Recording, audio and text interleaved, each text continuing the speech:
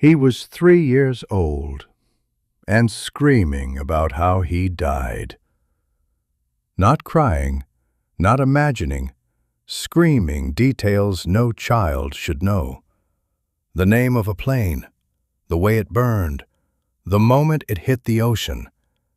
His parents thought it was just a nightmare until he started giving names, real names, names that existed decades before he was born.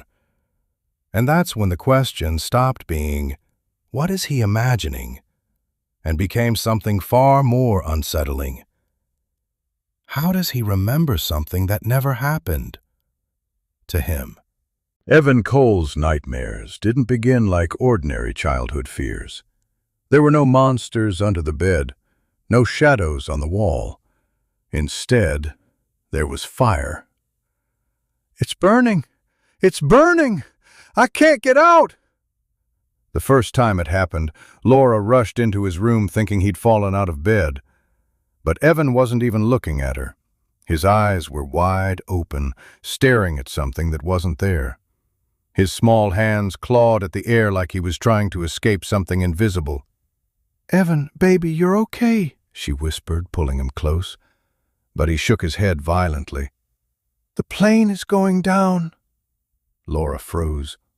Daniel, standing in the doorway, exchanged a look with her. Kids say strange things, he told himself. They hear things, pick things up. But then Evan said something that made the room go cold. "The engine's hit. I can't turn it back." That wasn't a child's imagination. That sounded like someone remembering. It wasn't just what Evan said. It was what he drew. One afternoon, Laura found him at the kitchen table with crayons scattered everywhere. In front of him was a drawing. Not scribbles, not childish shapes. A plane, detailed, structured, with markings, and beside it, flames. "What is this, sweetheart?" she asked gently. Evan didn't look up. "That's when it caught fire." Laura swallowed. "And this?" she asked, pointing to a small shape below. "The ocean." Her voice trembled. "Did you see this somewhere?" Evan finally looked at her, confused. "No, I was there." Daniel couldn't ignore it anymore. That's when he found Dr. Harris Whitmore, a researcher who studied cases just like this, children who claimed to remember things they shouldn't. When Dr. Whitmore met Evan, he didn't ask leading questions, he simply listened. "Do you remember your plane?" he asked calmly. Evan nodded. "It was a Corsair. I flew from the Natoma." Dr. Whitmore's expression changed. "Can you say that again?" "Natoma. That's where we took off from." Daniel leaned forward. "Is that something?" Whitmore didn't answer immediately. Instead, he wrote it down slowly. Later that night, he made a call. There had been a ship during World War II, an escort carrier, USS Natoma Bay. The deeper they looked, the stranger it became. Records from the USS Natoma Bay revealed something chilling. A pilot, shot down during a mission in the Pacific. Plane hit. Engine failure. Crash into the ocean.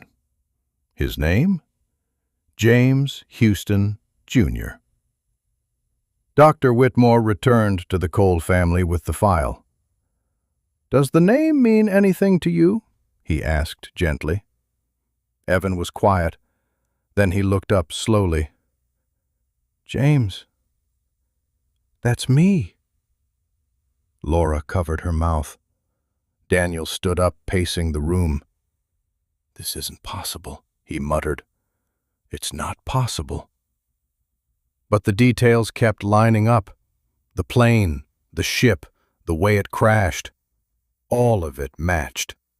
The breaking point came when they met one of the pilot's surviving squadron members, an elderly man who had served aboard the Natoma Bay. They didn't tell him everything at first, just listened. He described James Houston, Jr. Then Evan spoke.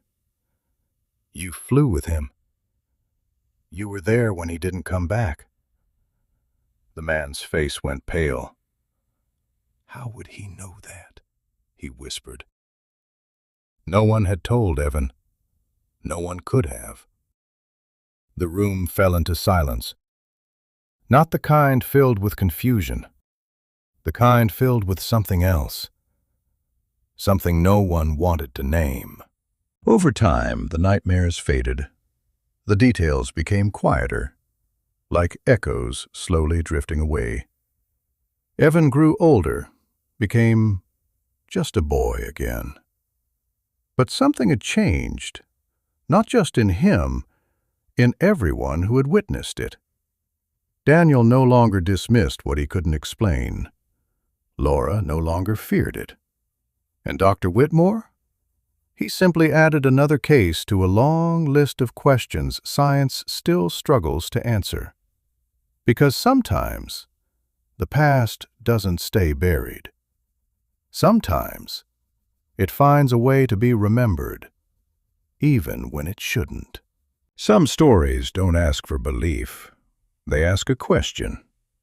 What if memory doesn't end where we think it does? If this story gave you chills, if it made you question what's possible. Like, share, and follow Lanes and Lanterns, and tell me in the comments, do you think this was memory or something else entirely?